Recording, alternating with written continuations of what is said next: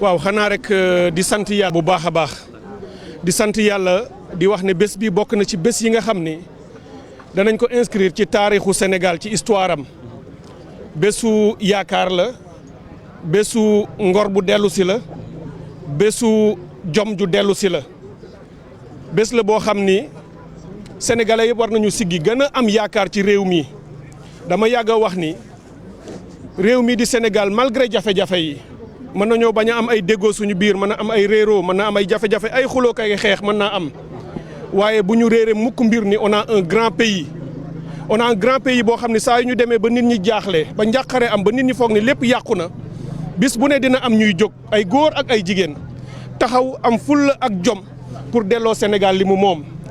tey gannaaw ba juge Sabassy Faye ca Ziguinchor waxee ni Ousmane Sonko li ñu ko teg jaaduwul tooñ nañu ko persécuté nañ ko bundu xataal nañ ko jéem nañ ko toroxal ba delloo si koon ay àqam ak yelleefam pour ñu dugalaat ko ci liste yi état bi bañ loolu dem cour suprême tey cour suprême yebal leen fii ñu ñëwaat ci Dakar ñu layoo ko fii juge bi tamit muy koo xam ne tey dugal na turam ci taarixu Sénégal ba joxaat na Ousmane Sonko dëgg ne nañu ko delloo ci liste électorale yi wax loolu nag mooy la ñu tegoon ci kawam lépp ba taxoon ñu génnee ko naax saay na du dëgg donc jox nañu Ousmane Sonko dëgg ci kaw état du Sénégal. avocat yi Maître Bamba Cissé wax na fi wax ju rafet waxu avocat la ñu ngi leen di féliciter ñoom avocat yi mësuñoo dellu ginnaaw ci liggéey bu rafet bii nga xam ne ñoo ngi koy def ñun ñii ñoo ñu jox confiance ne ñu mën nañoo gagner état bi ci lii ñu jaar ci wàllu judiciaire loolu la ñu wane ñu ngi leen ciy féliciter waaye du ma nangu ñu ni Ousmane Sonko amul kenn gañewul déedéet am na ku gagné Ousmane Sonko moo gagné. Ousmane Sonko moo gagné parce que Ousmane Sonko moo sësoon ci bëgg-bëgg askan wi moom ak askan wi ñoo bokkoon nekk benn camp parce que li ëpp ci askan wi tey kuy waxal yàlla da ngay xam ne bëgg nga Ousmane Sonko bokk ci élection yi li ëpp ci askan wi bëgg nañu mu nekk seen candidat ñu tànn ko kooku nag état bi ko bëggoon gàntal di fexe ay pexe pour Ousmane Sonko bañ a bokk bu ñu ñëwee ba yoon daan état boobu kon état bee ñàkk tey am na ku gagné am na ku ñàkk loolu mooy lii réalité politique am na ku gagné am na ku ñàkk.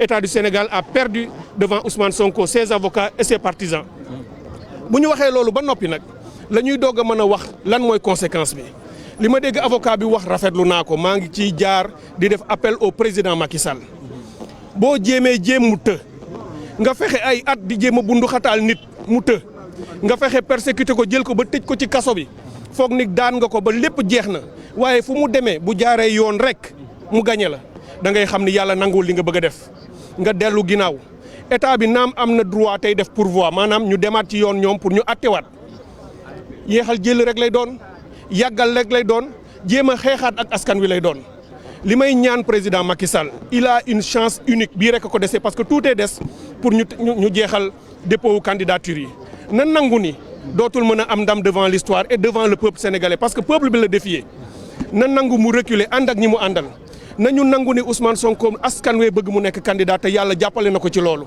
nañu ko jox ses fiches de parrainage tey jii incha allah dinañu fexe ba Ayib Daffé dem fa mu war a dem pour jëli ses fiches de parrainage nañu ko jox ngir yàlla pour la stabilité et la paix de ce pays pour ñu nangu li askan wi bëgg et réew mi bëgg ko ñu jox ko ñu nangu mu bokk ci élection présidentielle li ñuy ragal man Ousmane Sonko kenn gënu ma koo xam ci réew mi ci wàllu politique ak ci wàllu xamante ak ci wàllu xaritoo Ousmane Sonko du koy fayonte Ousmane Sonko du koy toroxal doomu aadama bu fekkee dañu ragal ni bu faloo dana leen toroxal wala dana leen tëj wala mu leen di def loo xam ne lii jaaduwul lépp lu yoon laaj nag ci réew mi ñu bind ko ni yoon ni lay doxee incha allah moom xam naa ni dina ko doxal bu soobee yàlla waaye di topp nit pour toroxal ko du melul noonu nañu jàpp ni tey am nañu chance bu rëy a rëy fii ak ñaari weer ñu tegaat ci àddina bi loo xam ni turu Sénégal dina jóg ak raayam ba faw maanaam képp koo xam ne war ngaa bokk ci élection yi à commençant par Ousmane Sonko ñu bàyyi ko mu ñëw bokk ci élection yi bu ko sénégalais yi tànnee mu passé pouvoir bi ak Macky Sall mu jox ko Macky Sall ñu gunge ko mu dem leneen la cay am loolu mbiru yoon la du mbiru kenn du Ousmane Sonko koy décider waaye bu boobaa Sénégal dana ci jóg taxaw may profiter di wax président Macky Sall na jàpp lii aussi mu def ko leçon mu xam ne ñu jàpp ci kaso yi tëj leen ci ay prétextes yu fallacieux ci ay loo xam ne li tegul ci yoon nañu leen bàyyi ñu génn ñu apaiser réew mi tey réew mi dafa soxla ku ko dajale réew mi dafa soxla ku bës xol yi defaat ba sénégalais retrouver waat autour de l'essentiel et autour de notre drapeau national. Donc moo tax ma koy ñaan mu jaar ci yoon woowu may am fierté di remercier ñëpp ñi nga xam ne mësuñoo dellu ginnaaw ci combat bi dañu yàgg am histoire yàgg am espoir ak espérance que dëgg dina mës a feeñ te tey loolu mooy cëppaandaw bi fii dëgg feeñ na jox na dëgg Ousmane Sonko ñu ngi sant di gërëm dem yaakaar ni dinañu continuer dans cette voie pour le triomphe de notre peuple inch'Allah. Je vous remercie. Eh bien, je voudrais dire seulement à la suite des brillants avocats qui ont parlé ici que c'est un grand jour, un jour glorieux, un de ces grands jours dont les Sénégalais ont le secret. Ce pays peut avoir des difficultés, c'est normal. Nous faisons face à énormément de défis et de dangers. Mais à chaque fois que nous sommes menacés, à chaque fois que nous sommes en doute et dans l'incertitude, le peuple, il y a toujours des franges de ce peuple, il y a toujours des Sénégalaises et des Sénégalais qui savent s'élever au-dessus de tout, qui savent prendre leurs responsabilités, aller dans le sens de la vérité et de l'histoire. C'est ce que nous avons constaté aujourd'hui dans ce tribunal. Vous avez vu que lorsque le délibéré, la décision du juge a été prononcée, comment les gens sénégalais ont réagi. Je suis sûr que ces cris de joie que vous avez entendus ici dans ce tribunal sont les mêmes cris qui ont fusé de partout dans le pays. Aujourd'hui, vous allez voir que ce pays, partout, beaucoup, la majorité des Sénégalais auront le cœur apaisé. Ils auront l'espoir qui renaissant. Ils vont comprendre que ce pays peut encore aller de l'avant. Nous félicitons ce juge qui n'a rien fait d'extraordinaire. Il n'a fait que dire le droit et juger selon son intime conviction devant la toute-puissance d'un État qui se croyait tout permis.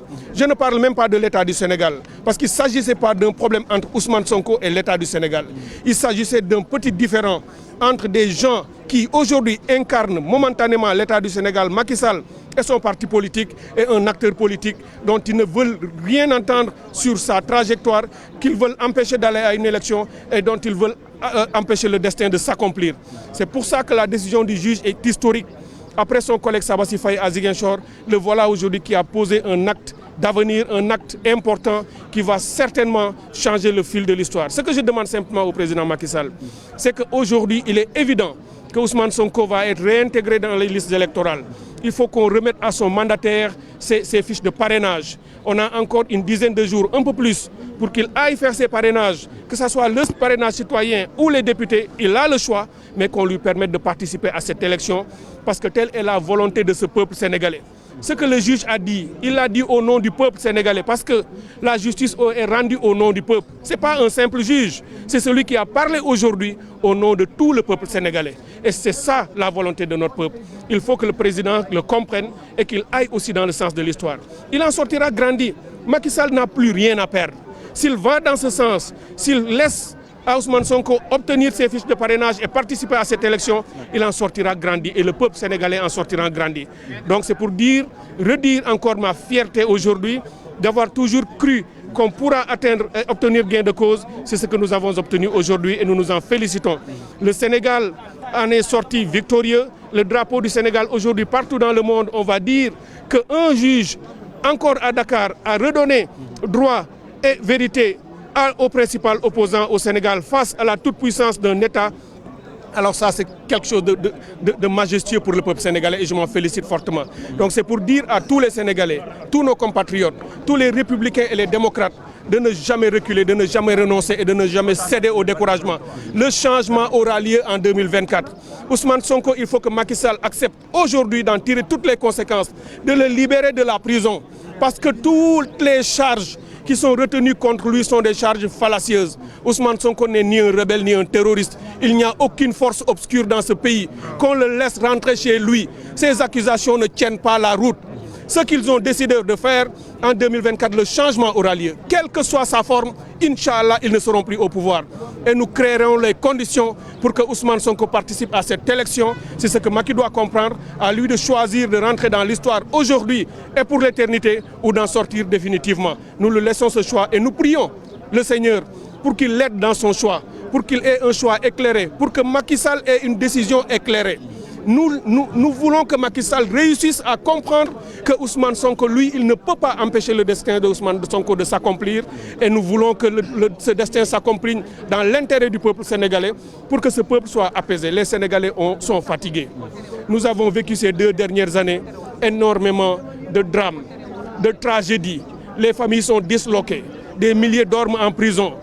Des milliers de Sénégalais sont morts dans la mer pour échapper à la prison parce que beaucoup sont partis, non pas seulement pour des raisons économiques, mais ils ne voulaient pas qu'on les arrête parce qu'on les recherchait. Est-ce que ce pays peut continuer comme ça? Il est temps, je pense, de revenir à la raison et de discuter sur les façons de sauver ce Sénégal. Macky Sall a une grande responsabilité. Il va partir dans 2 mois, qu'il nous laisse un pays uni, un pays réhabilité, un pays démocratique et en paix pour que nous continuions sa construction. Je vous remercie. Je suis très ému aujourd'hui parce que cette victoire est très belle. Merci beaucoup. Merci docteur Cheikh Tidiane Dièye moo nekkoon si kaddu gi.